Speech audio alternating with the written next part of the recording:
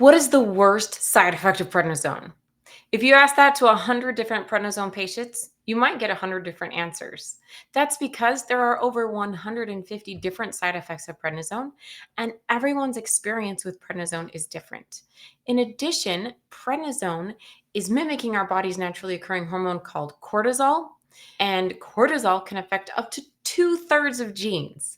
So everybody's experience is going to be different because of your own DNA. So I have created many videos talking about the worst side effect of prednisone. And in each situation, that person considered it to be the worst side effect of prednisone. I have my own personal vote for what I think is the worst side effect of prednisone when I took it myself, but I didn't experience all of the side effects, especially not some of the side effects you're going to see in these videos coming up. So check out this compilation video of all of the videos I've made all about the worst side effects of prednisone. Some of them are about one person, and some are about many that you might experience. So if you really want to know what to expect from people who've had horrific experiences, this is the best movie you can watch. It will help you understand what to anticipate when it comes to taking prednisone as far as the worst case scenario. So check out these videos.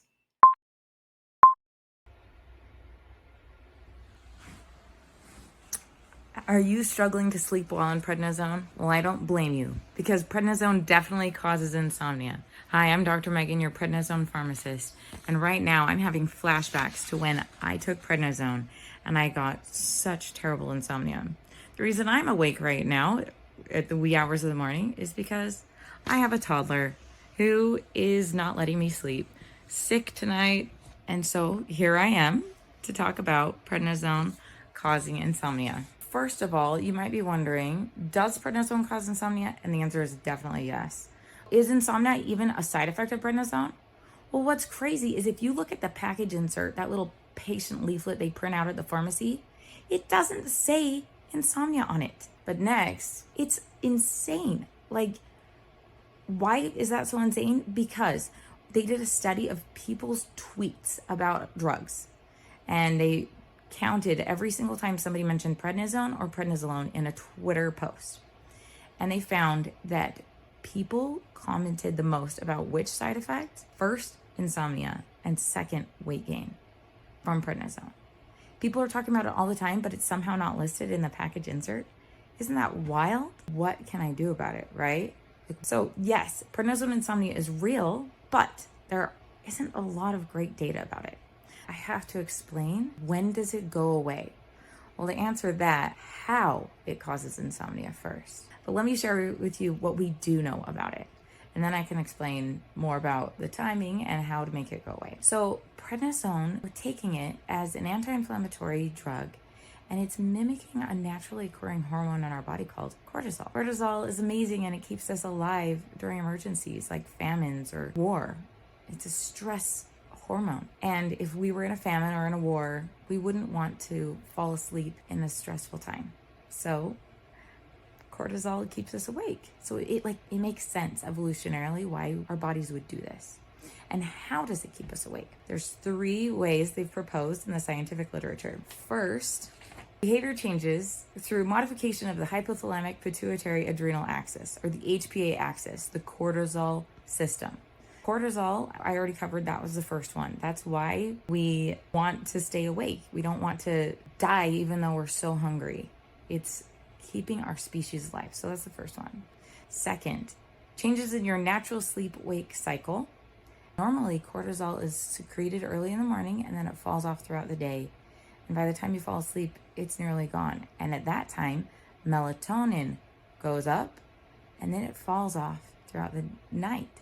So that when the cortisol is ready to wake you up, it does. And they're opposite and they balance each other out. But when you take prednisone or dexamethasone or any other steroid, it's messing that cycle up and the melatonin stays low. And so you don't get as much of that vampire hormone, that hormone that helps us get sleep at night. So prednisone is actually depleting melatonin from our bodies. Other hormones that are affected include tryptophan. So tryptophan is that one we always talk about as, the Thanksgiving turkeys making it hard to stay awake after the big feast because it has tryptophan in it, right? That's an amino acid that causes sleepiness. And another hormone is called orexin. It's affected as well. And finally, number 3 is hyperarousal of the GABA system. So GABA, or gamma aminobutyric acid, is important in keeping us calm. And if it's out of control, then it's really hard to stay calm. It says they slow the rate of recovery of GABA and inhibit the transmission of GABA. So it's blocking it and slowing it down, slowing the little pump down. So you're not being able to use GABA as well. Other hormones that are affected could include acetylcholine, N-methyldeaspartase, or NAMDA, serotonin, DHEA, and allopregnanolone. All of these hormones are being affected by prednisone. So, wow, no wonder prednisone is causing insomnia. And how long do these symptoms last then? If there's that many systems being affected, how long does it last? Well, some of those recover really quick, but some of them don't. And guess what it depends on? It depends on the dose you've been taking, the actual drug you've been taking, whether it's dexamethasone, which is long acting, or prednisone or hydrocortisone, which are shorter acting. And the higher the dose, generally the worse the insomnia. And one study they did of methylprednisolone, which is really similar to prednisone, it's also called Medrol. They showed that symptoms of either insomnia or mania developed within 3 days and persisted for the entire 8-day course of therapy. And most people, it recovers after you stop taking it. But for a few people, mania, anxiety, other like jittery feelings don't go away for a while, and you need to get help from your doctor. There are medications they can prescribe that will help you out. You might be wondering, okay, now I know why I'm getting insomnia. Now I know who gets insomnia. It's the people who are taking higher doses. Often at the beginning of therapy, it happens. Even after just one dose, you can get it. That's what happens with dexamethasone. So finally, how to treat prednisone insomnia, or how to deal with prednisone insomnia. Going back to what I covered before, there are hormones that are being changed by prednisone. And so if we can replenish them, then hopefully that makes it so you can sleep better. So the easiest, most simple option to counteract prednisone insomnia is because the cortisol and melatonin cycle is being interrupted, because the cortisol you're now taking is way up here, then give some melatonin to balance it out, because your body's not able to make melatonin as much anymore when you have such high cortisol. So give melatonin. That's pretty simple, right? There are others in this scientific article that I've been referring to throughout this video. They said that the most important thing is minimizing the dosage and duration. So the lowest number of pills, the lowest amount of time. And then it's usually reversed once we stop taking it. And then they have an acronym called Help Me Sleep, HELPMESLEEP. And I'm just going to read it to you. This is what it says. H stands for herbal tea or warm milk. And this was specifically for people who are in intensive care unit taking steroids in the injectable way. And then, so that was H. E is to evaluate a medication list for causes of insomnia. Like steroids, there are other medications that do too. Limit nighttime interruptions. So for example, not having the lab draws in the middle of the night. Poking somebody for blood, right? P stands for postpone morning laboratory tests. So do the testing in the morning, not in the middle of the night. M is for massage. E is for evaluate daytime activity. S is for sound reduction. L is for light reduction.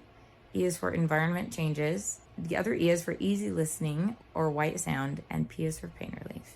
So if you can get all that covered, then people are going to feel so much better. You will feel so much better while on prednisone. And if you're wondering a really easy way to get melatonin while you're on prednisone, since I suffered from that prednisone insomnia and it was awful, I came up with Nutrinized Zone. It's the first and only supplement for people on prednisone. And it comes in 2 bottles because we want this bedtime one to have the melatonin in it to help you fall asleep. So you can just take this, and not only is melatonin depleted, but there's actually at least 8 other, if not 13 other ingredients in here that we're replenishing that prednisone has stolen. So you can go to nutrinize.com to get Nutrinize Zone for people on prednisone. 70% of people who take prednisone gain weight. That's what one large study of 2,500 people who took prednisone said. Hi, I'm Dr. Megan, your prednisone pharmacist, and I'm here to explain how prednisone causes us to gain weight. I personally took prednisone and I personally gained weight, and it was not fun. And so I went on a mission to understand what's causing that weight gain, and so then we can figure out what we can do about it. So, first of all, what in the world is prednisone? Once we understand what prednisone is, that helps us understand how it causes the weight gain. Prednisone is what's called a glucocorticoid or corticosteroid, and it also is a mineralocorticoid. Those are all really big scientific words, but essentially what it's saying is that prednisone is mimicking our body's naturally occurring hormone called cortisol. Cortisol is our stress hormone, and these hormones are responsible for keeping our body in what's called homeostasis or in balance so that we don't get too hot, too cold, too high of this or too low of that. We want everything to be just right, especially when there's an emergency of some kind. So if there's a famine or a war and there's lack of food or there's danger or there's a tiger chasing us, cortisol is there to keep us safe, to keep the balance of our energy and our ability to run away and hide and to find food and to eat that food is kept in balance.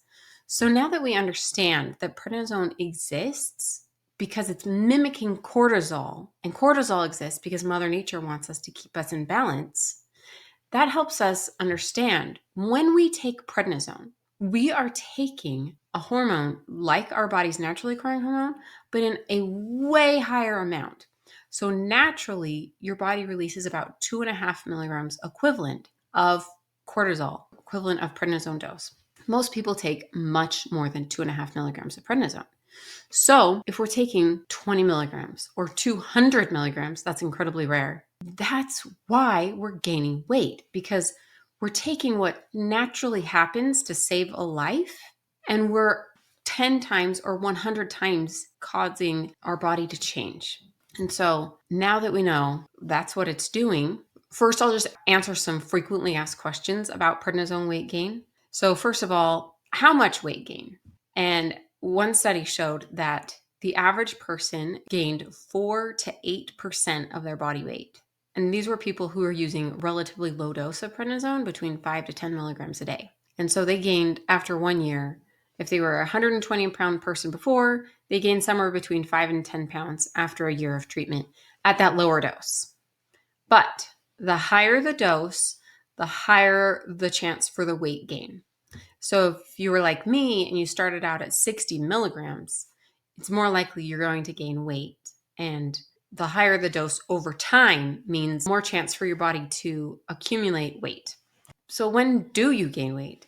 Well, at first, your body is actually kind of shocked by all of this cortisol happening, and it starts breaking down fat cells called lipolysis.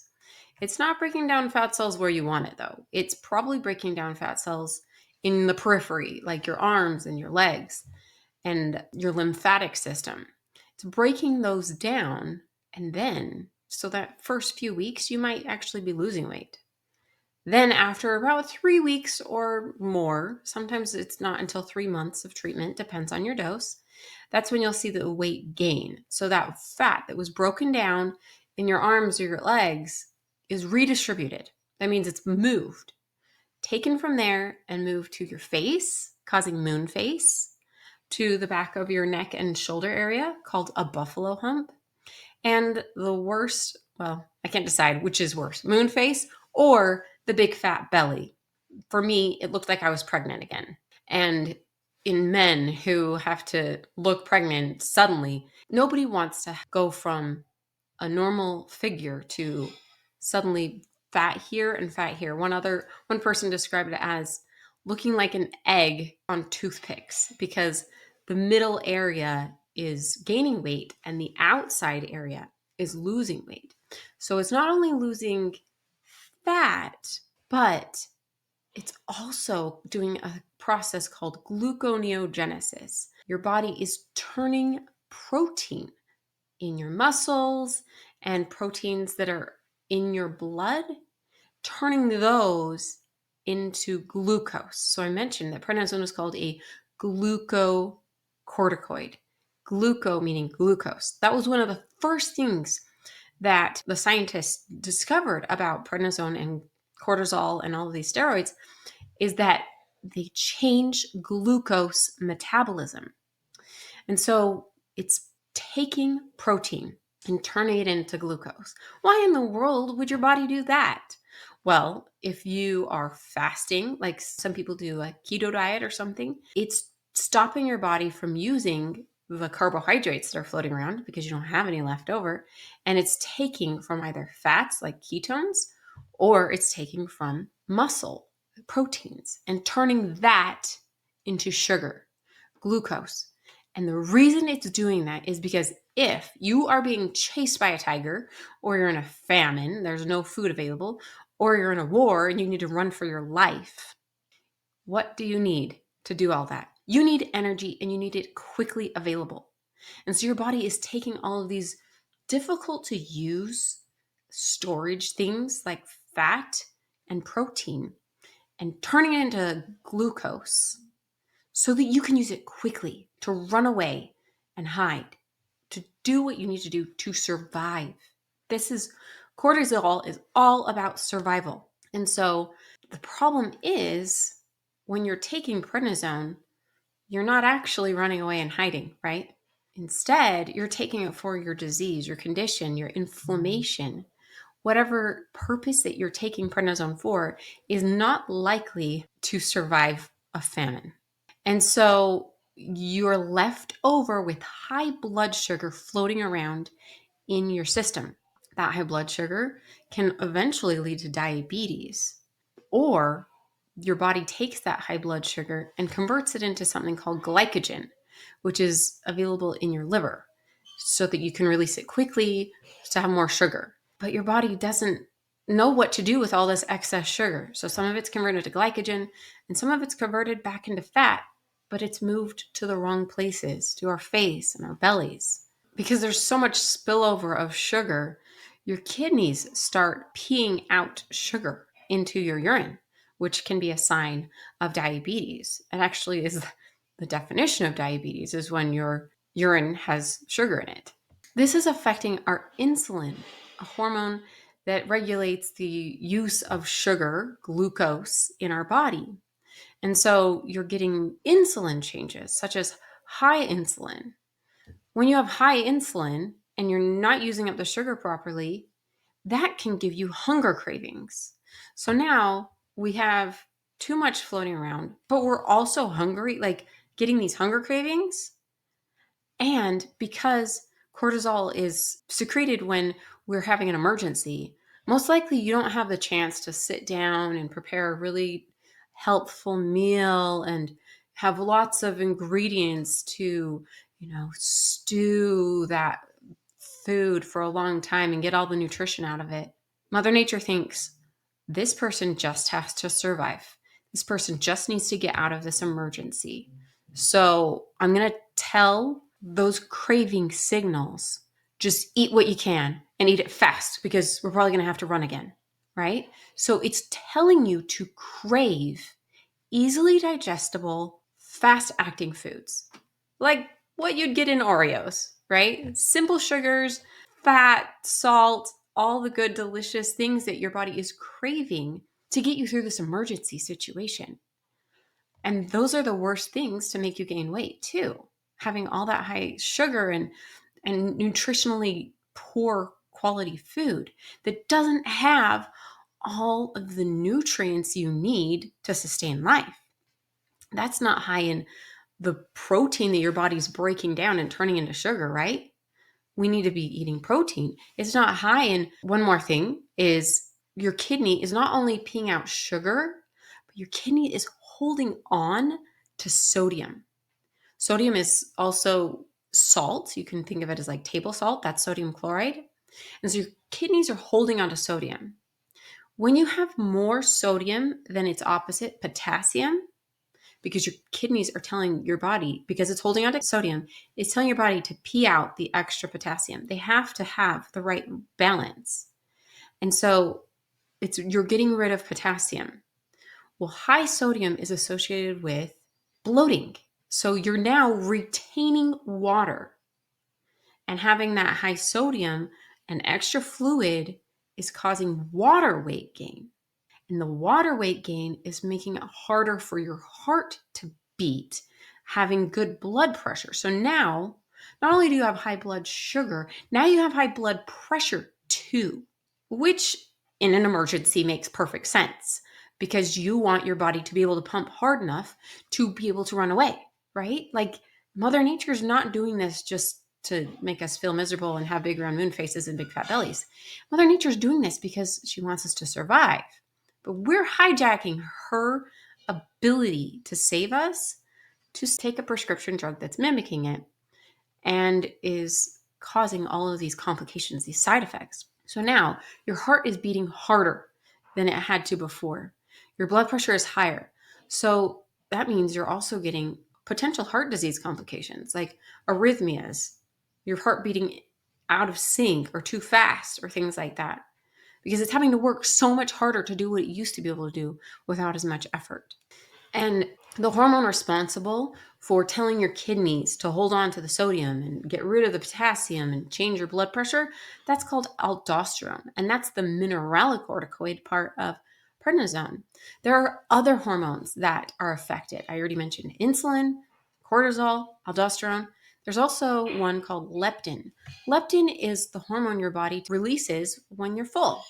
It's giving you the fullness signal saying you're satisfied, you don't need to eat anymore. But when you're on prednisone, we get leptin resistance. So even though you might be getting higher and higher levels of leptin, your body's kind of ignoring those signals. You're not getting the message across. The messenger somehow isn't getting through. And so when you're taking prednisone, you might feel incredibly hungry, like I already mentioned, but not know when to stop eating. Because this hormone of satiety, the hormone telling you you're full, isn't sending its message properly.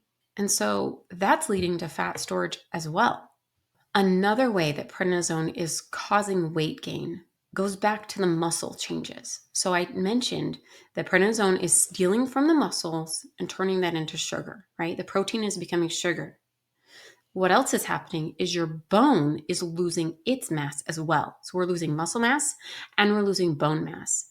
And the bone is losing collagen and it's losing calcium and it's losing the structural integrity that's keeping it strong. Essentially, Mother Nature is stealing from these reserves. You've had this savings account of these important nutrients in your bones and your muscles that you've been building up throughout your life. And now that you're in this emergency situation, it's time to steal from the rainy day fund, right? To use up that rainy day amount of, money that you have. But if you hear somebody say, I have a high metabolism, what they're saying is that their resting metabolic rate is high, that just sitting doing nothing, they burn through calories. And that's because they might have high bone mass and high muscle mass. And those are using up calories on their own. Just sitting there and having muscles and bones active, just having them there, they're turning over and using things normally. But when on prednisone, we've stolen the mass from both of the bones and muscles. And so your resting metabolic rate might have been here before prednisone, but you've lost mass. So now your baseline amount of calories that you're generally using on a daily basis has gone down. But you're eating the same or more, most likely more than you were before. So you're gaining weight because you're not using the amount of calories you normally would have just existing. Another way prednisone causes weight gain is through the mood changes. It's changing the way our brain is working, the way it's perceiving threats. So if you were in a war and you're feeling like everything's an emergency, you hear a car backfire and that might be a gunshot, or you're afraid somebody's following you. Your perceived level of threat has gone up. Your fight or flight response is heightened to save your life. It's awesome. But it means that your ability to deal with normal life events in a healthy way is decreased. So, for example, somebody cuts you off on the freeway. The amount of time and your ability to deal with that, just like, oh, they're probably having a bad day. Maybe they're rushing to the hospital to help their wife deliver a baby. Who knows? Like, your ability to deal with that moment of stress has gone down. You're more reactive. Your reaction time to negative stressful events is cut down. You have a short fuse while on prednisone. And so you're using up all of your willpower to just deal with normal life and the people around you. And there's not as much willpower left at the end of the day to deal with hunger cravings and the urge to binge on food. And so it's also just the fact that you can't process your emotions the way you normally would. Prednisone causes more psychosis, anxiety, depression, and other things than normal. And so you might have a normal, really good emotional health, but while on prednisone, your mood or your emotions, your mental health might be impaired in some way. And so that's impacting your ability to make healthy food choices and to resist the urge to binge and eat the foods that your body is craving. Next, the number one side effect of prednisone that people tweet about on Twitter, which is now called X, is called insomnia or sleep deprivation. Prednisone is renowned for its ability to change your circadian rhythm and make you have a harder time either falling asleep, but mostly staying asleep at night. You might have more nightmares and have more vivid dreams because of this heightened sense of urgency and vigilance for your safety. And so it's well documented that quality sleep leads to quality appetite and quality eating, whereas poor sleep is more correlated with craving and eating foods that aren't as good for you, that you're more likely to eat Oreos if you had a poor night of sleep the night before than if you got a good night's sleep. That they tested people and that the people with worse sleep made worse food choices. So all of these are conspiring to make it harder to not gain weight.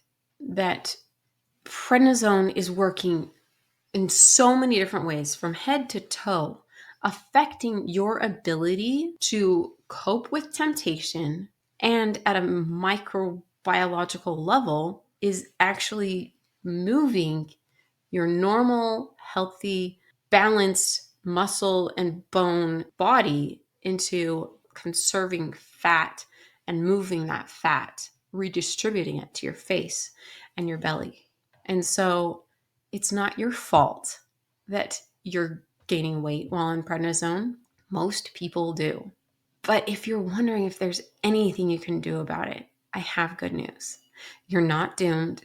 It's not inevitable. There are people who figure out exactly how not to gain weight while on prednisone.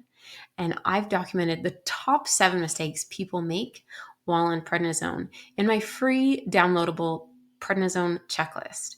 It goes through each of the 7 mistakes and what you can do to avoid making those mistakes so that you can feel like yourself again, not gain so much weight, and come back to the way you felt before taking prednisone so that you can feel healthy and strong and look like yourself again. I remember seeing my reflection in the mirror and thinking, who is this? And then having my Face ID on my phone not recognize me because my face had changed so much. So if you're struggling with this, I encourage you to download my Prednisone Checklist to find out exactly what you need to do to feel like yourself again while taking prednisone. Just fill out the form by clicking the link below, and it'll go straight to your email, and you can print it off and follow all the steps to know exactly how to feel like yourself again while on prednisone. What's the fastest way to get rid of moon face? When I personally took prednisone, I was so upset at the moon face because I had been scheduled to be interviewed to become a medical school professor. And they schedule these interviews way out. So I had been looking forward to it and thinking, I'll definitely off prednisone by then. They'll definitely have my disease under control so that I won't have to have moon face when I give a presentation in front of professors and medical students. But I wasn't off the prednisone. I still gave the job talk interview. They offered me the job, but I wish I'd known ways to get rid of moon face. So today I'm going to share with you 3 ways to get rid of moon face fast. The number one, most important thing is to get on the lowest effective dose for your condition. The bigger the dose, the bigger the moon face. The smaller the dose, the smaller the moon face. And so you want to work with your doctor to get on as low of a dose as you can possibly tolerate to keep your condition under control. You definitely don't want to just stop taking prednisone because you don't want the moon face unless you're working with your doctor and slowly tapering off. Number 2 way of getting rid of moon face fast is by eating a diet that is going to support your goal of losing the moon face. So there are 2 nutrients that you've got to watch out for. First is sodium. Now, prednisone is causing sodium retention. Sodium is also known as salt, and so your body is holding on to sodium, and that means the water is being attracted to it too. The combination of that is leading to swelling, water retention. You might notice on your face, your belly. I noticed it also on my knees, and it's miserable because prednisone is messing with the way your body gets rid of sodium and the balance of that with potassium. And so you're having extra sodium and not enough potassium. So you want to eat a diet that's low in sodium and rich in potassium. The second nutrient that prednisone is messing with is sugar. The drug class that prednisone is part of is called glucocorticoid. Gluco meaning glucose, meaning sugar. It's actually named after this side effect of how it's affecting your glucose metabolism. So you want to give your body every chance to minimize the weight gain, the diabetes, the high blood sugar, and the moon face caused by the sugar changes that prednisone is wreaking havoc on. So minimizing the amount of sugar, especially simple sugars that you're intaking in your diet, is the best strategy. Number 3, there's a secret mineral that prednisone is stealing from your body. Normally you don't need a lot of this because your body keeps it in the right balance and it's present in enough in your diet normally that you don't need to supplement with it. But while you're on prednisone and it's messing with the whole glucose system, your body is getting rid of this mineral. This mineral is vital to have the proper metabolism of glucose because normally you have this mineral with insulin and they together make a complex that helps you properly metabolize glucose to keep it in the right balance, to make sure that it's going into the cell instead of floating around in the bloodstream, that it's doing the right things in the right places. But since you're lacking this because prednisone is banishing it from your body, you need to replenish it. But there's one kind of this mineral that is toxic, and another kind of this mineral is exactly what you need. In fact, they did studies showing that people who took this specific kind of, I'm going to give you the name of the mineral, chromium, the specific chromium salt version, that they were able to reverse diabetes. They actually used the word reverse in the title of their scientific article that they wrote about their research because they were able to replenish this nutrient and get the blood sugars under control so that people's diabetes caused by prednisone was reversed. It's amazing. And so if you want to know the specific kind of chromium that you need while taking prednisone, just comment the word moon below, as in moon face, and I'll send it right over to you.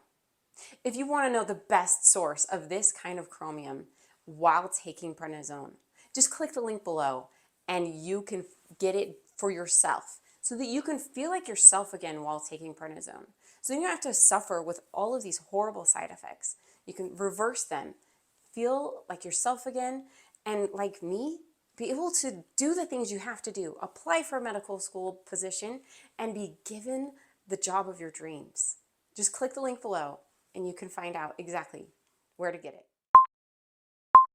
Does a lower dose help with mental health side effects? I'm Dr. Megan, the Prednisone Pharmacist, and a YouTube commenter asked this question in response to a video I'd made about the mental health consequences of steroids.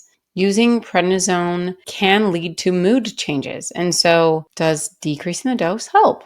So basically, I think the real question here is, are the mood changes from prednisone a dose-related side effect, or do they happen to everyone? And the thing is, there are lots of mood changes that are possible from prednisone. For example, there's psychosis, there's mania, there's euphoria, there's anxiety, there's depression, and others. And most of them are dose related. The higher the dose, the worse the side effects. One study said taking a low to normal dose of less than 40 milligrams of prednisone had less psychiatric effects, such as depression and anxiety. And 4.6% of people taking a higher dosage of prednisone, which they defined as greater than 40 milligrams and less than 80 milligrams, suffered from extreme psychiatric effects. So around 5% of people between 40 and 80 milligrams got extreme psychiatric effects. At super high dose, which they define as greater than 80 milligrams, 18.4% of people had severe psychiatric side effects. So the higher the dose, the worse the psychiatric side effects of prednisone. And the side effects are unpredictable. Not everybody's going to get this, but the research does suggest that the higher the dosage you're on, the more likely there are to be psychiatric side effects, and the more severe they will probably be. So that's why, go back to my adage, always use the lowest effective dose of prednisone.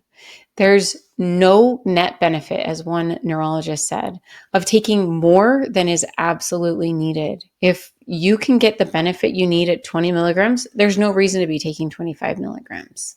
If you can get the benefit you need at 5 milligrams, there's no reason to be taking 10 milligrams. It's not going to give you any extra benefit.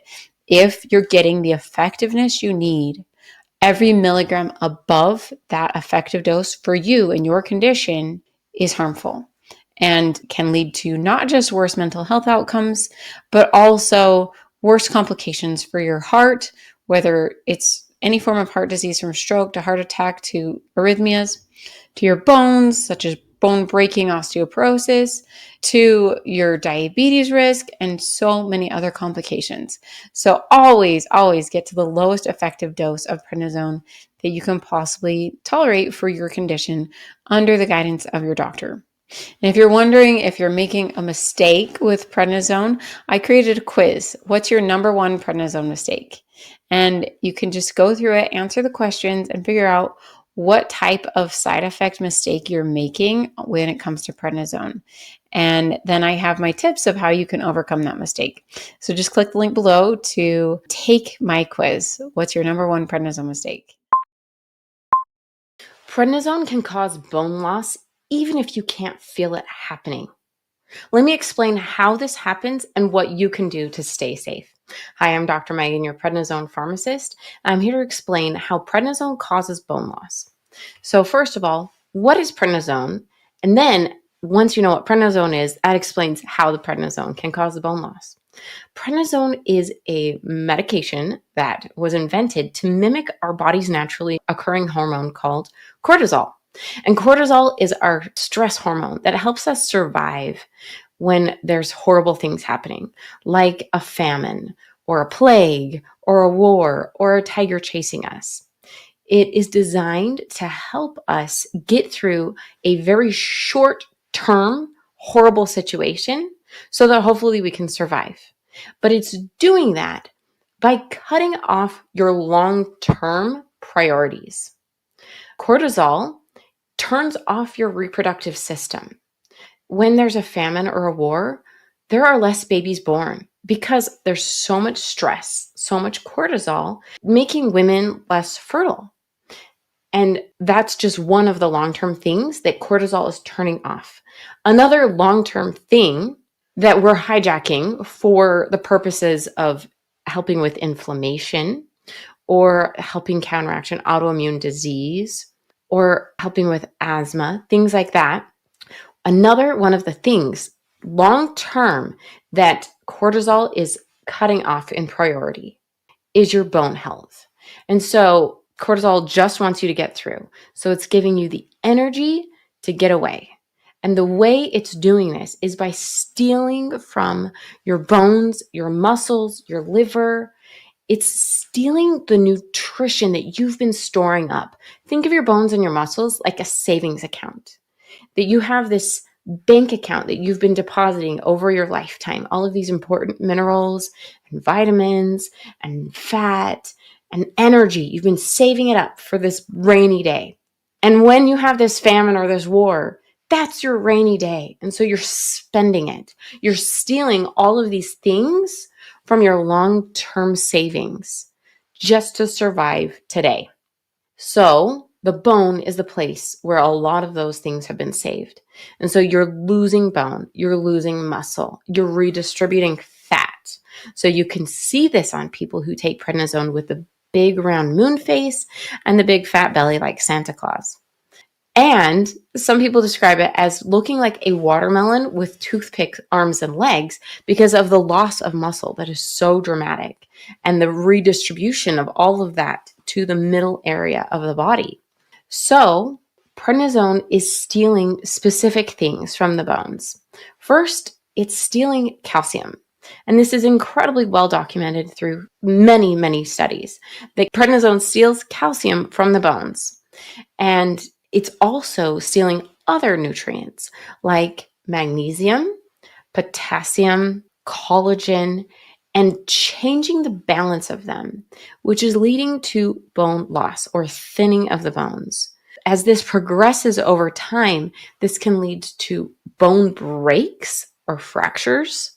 It can lead to loss of height, a hunched over neck, like my grandma looked like when she was nearing the end of her life. And it can lead to osteoporosis, which is the full-blown diagnosis of porous bones or bones that have lots of holes in them. Like there's a lot of pores. If you look at lava rock or something like that, it has lots of pores. That's what the bone now looks like. And this formerly strong tree-like thing that could blow in the wind, now with a little bit of pressure is going to just snap and break. And it becomes brittle. And nobody wants that. Nobody wants to lose the ability to walk because of hips being broken. Nobody wants to have to be in a care center for 6 months while getting a hip replacement. Nobody wants to have broken bones, or like my neighbor down the street was just trying to change a light fixture, climbed on a ladder, fell, crushed her calcaneus, which is her heel bone, and broke her wrist, both on the same side. So what do you do with someone like that? They had to leave her in a hospital for a week because she can't use crutches because she has a broken wrist and a broken foot. She can't use a walker because she can't put any weight on her wrist. Nobody wants to have to be normally healthy and then suddenly dependent on other people for everything. So she ended up being in a wheelchair. She's in a little electric wheelchair driven by her good hand so that she can get around because she can't put any weight on her foot. She can't put any weight on her wrist. And nobody wants that. So what can you do? Well, it makes sense that if prednisone is stealing these nutrients, that we give them back. And that's exactly what the doctors who prescribe prednisone the most have recommended. The American College of Rheumatology, their guideline updated most recently in 2022, but it was published in 2023, says that all people taking prednisone more than 2.5 milligrams a day should be replenishing their calcium and vitamin D.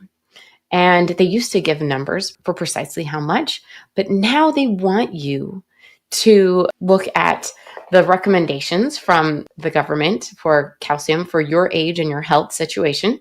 So for example, if you're a woman who's postmenopausal, you need more than a man who's young. It's a different ratio of amount that you need.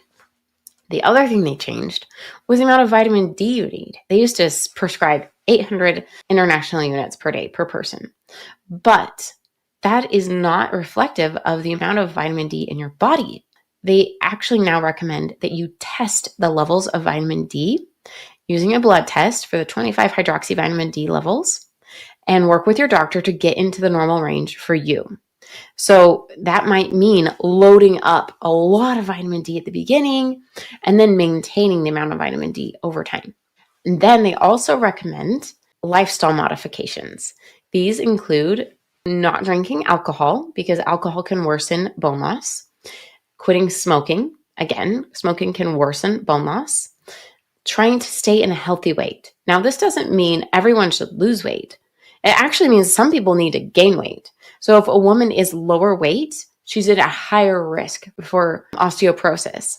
So for example, if like my little tiny grandma, she was shrunken and so tiny, she's at the highest risk for osteoporosis because the postmenopausal loss of estrogen and the loss of weight, the combination of those are really hard on the bones.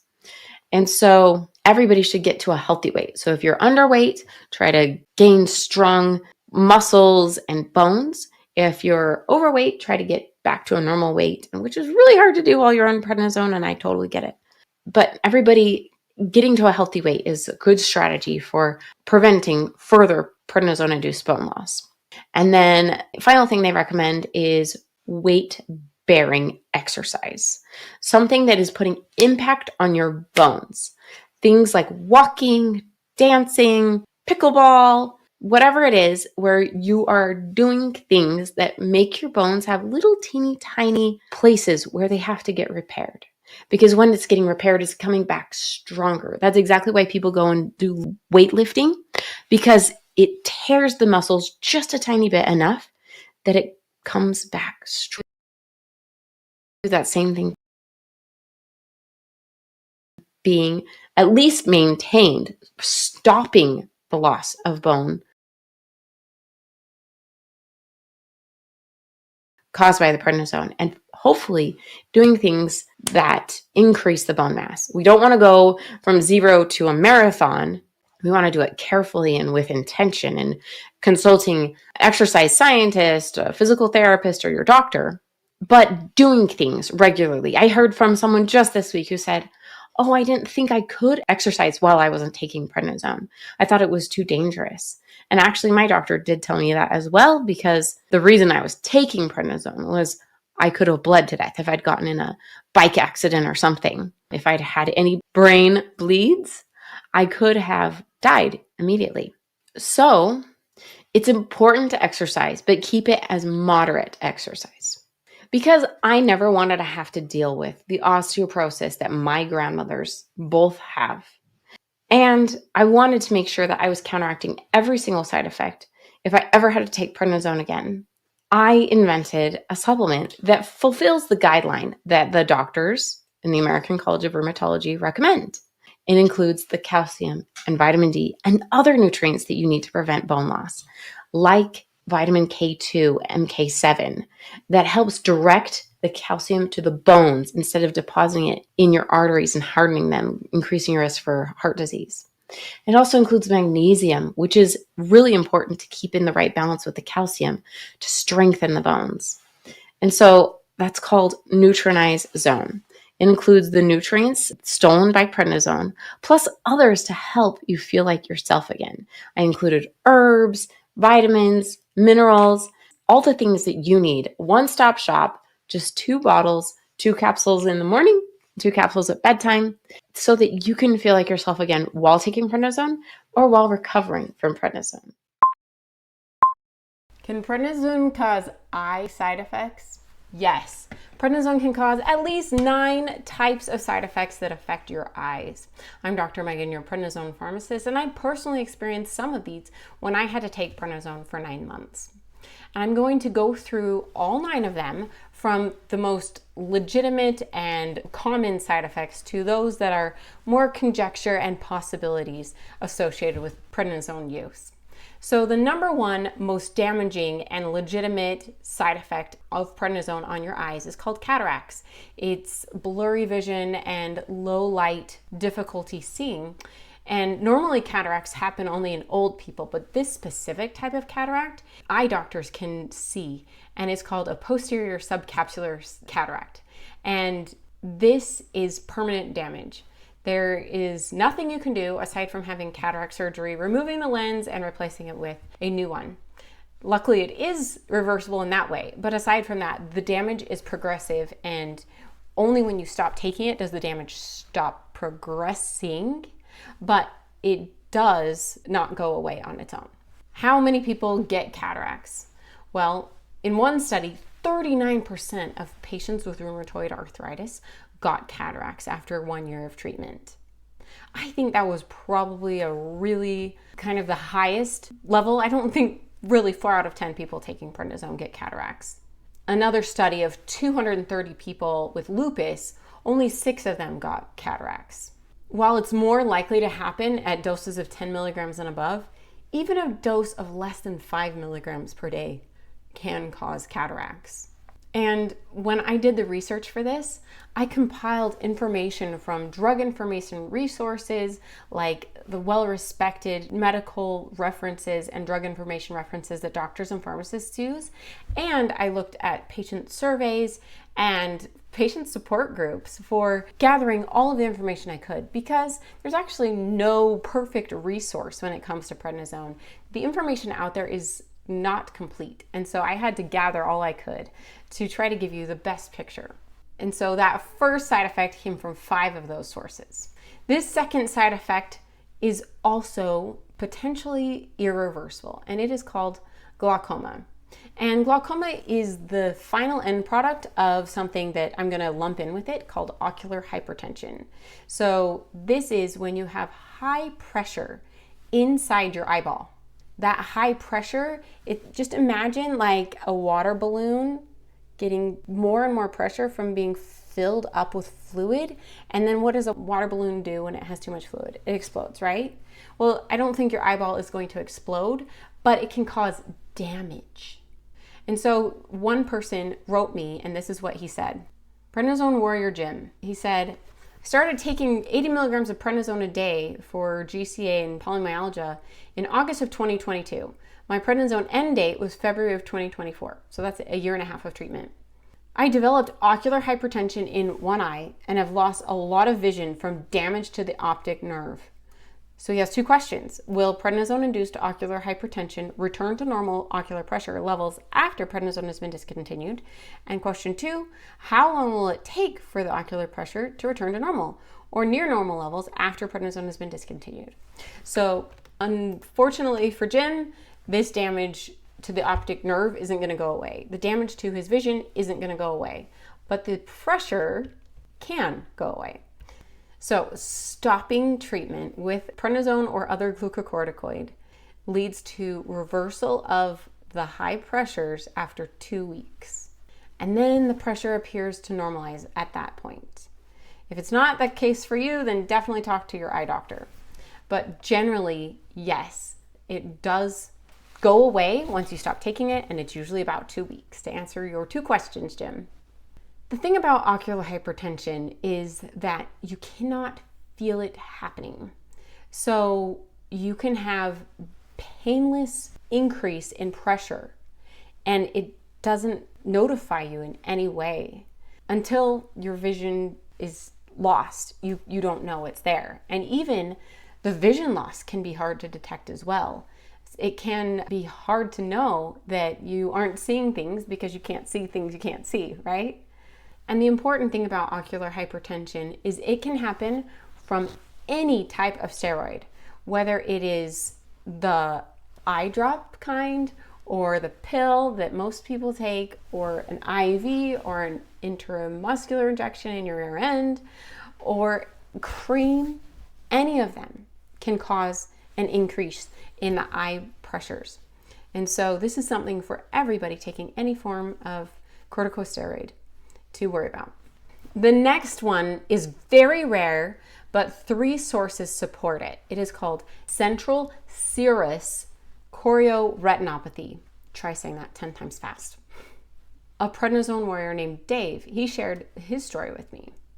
He had been taking prednisone for 20 years, and he took 5 milligrams 3 times a day, breakfast, lunch, and dinner. His eye doctor said if he stopped taking the prednisone, his condition would go away. Problem is, he's been on it for 20 years and he doesn't really have a way to get off of it. Number 4 is corneal perforation. It's damage to the cornea. It's kind of like poking a hole in your cornea. And it can happen, but it's really rare. And it's reported in 2 sources.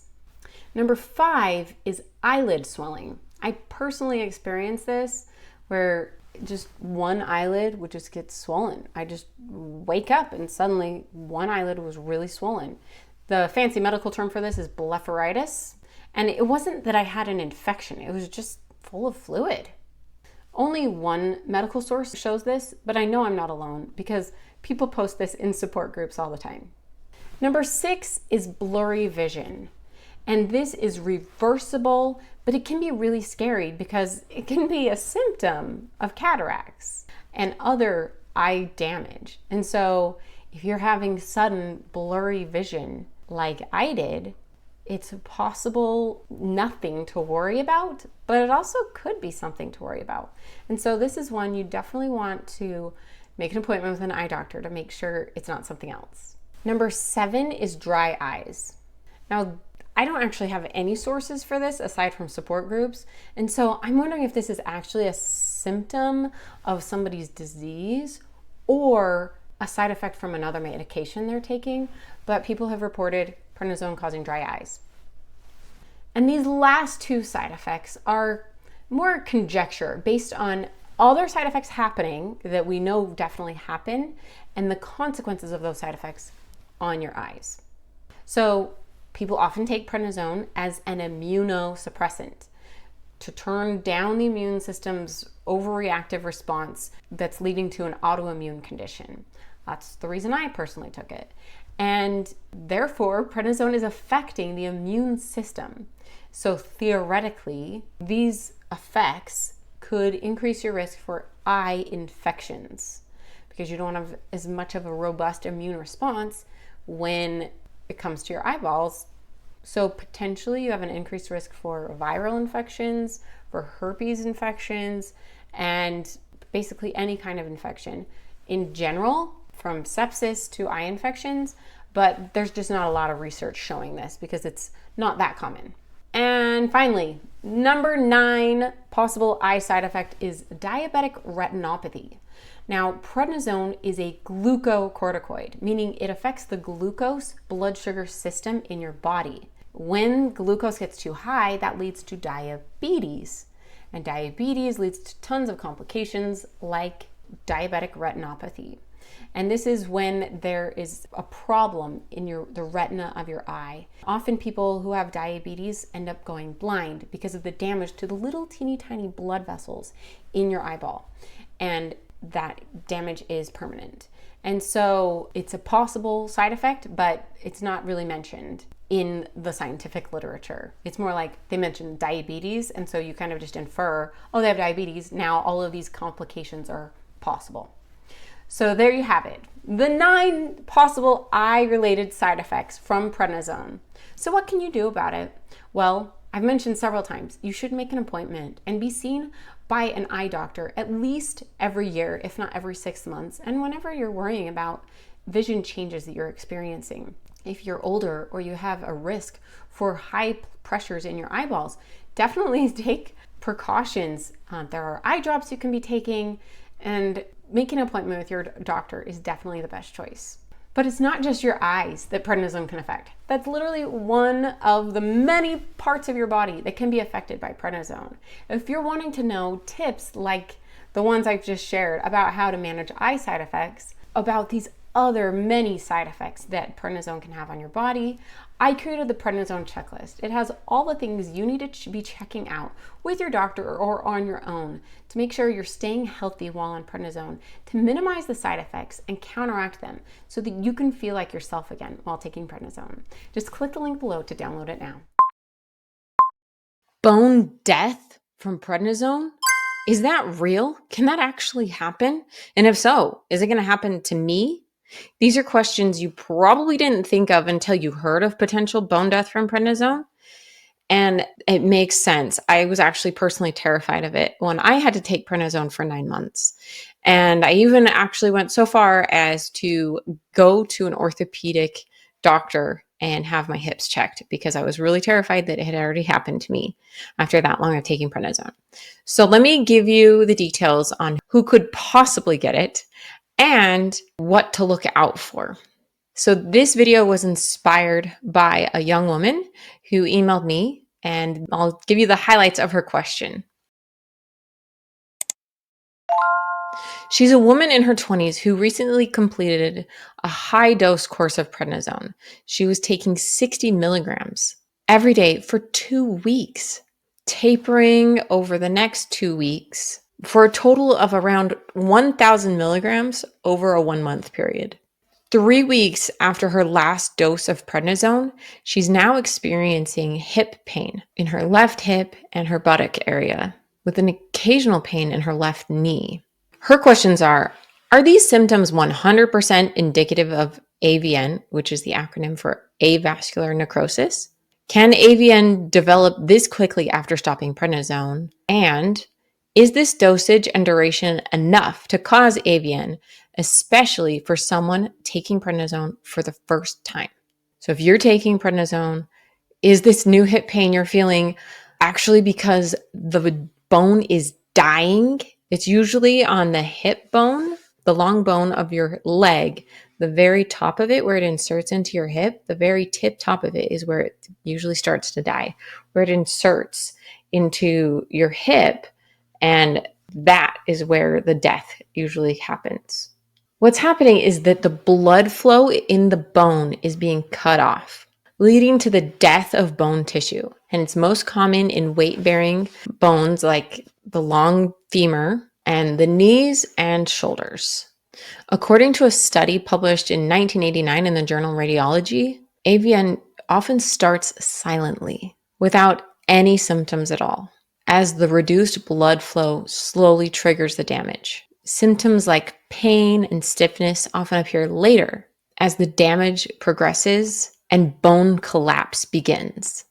So now let's address her first question. Are my symptoms, hip and buttock pain with occasional knee pain, 100% indicative of AVN? The answer is no. Here's why.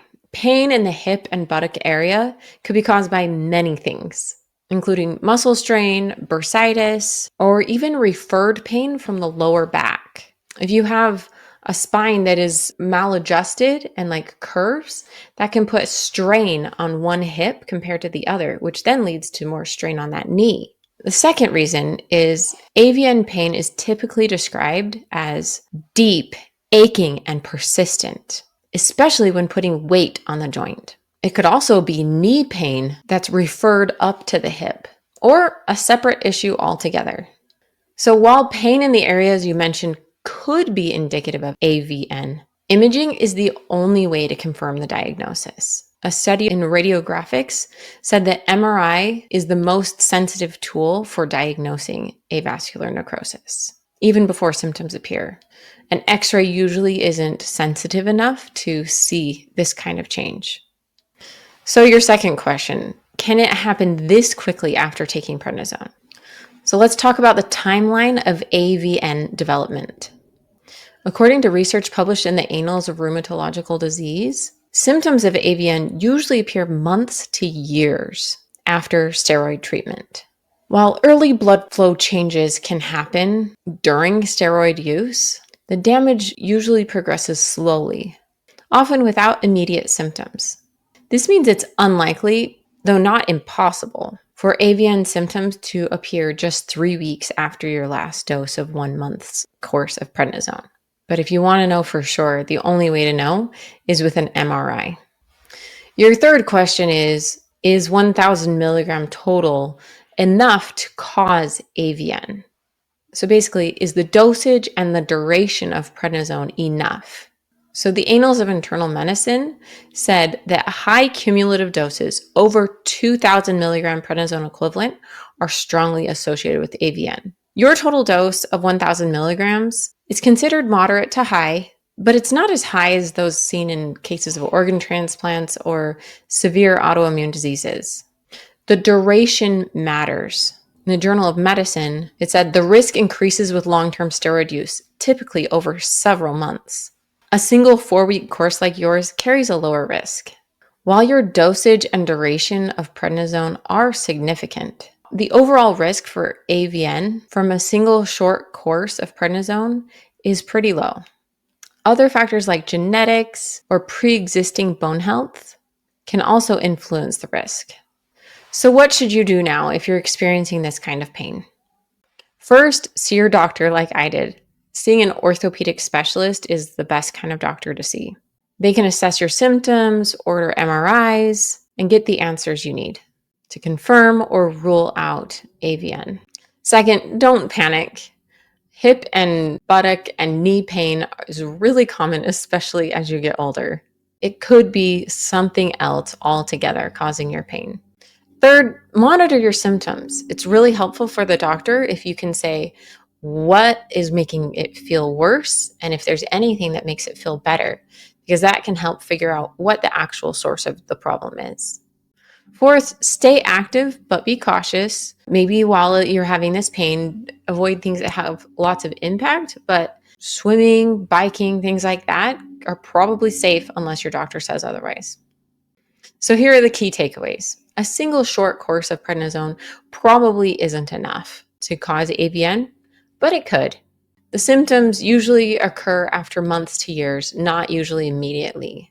And your hip and buttock pain could be from something else. So if you're wondering of any other tips I might have, I actually created a quiz that helps you figure out what mistakes you might be making. I found the top 4 prednisone mistakes that people make.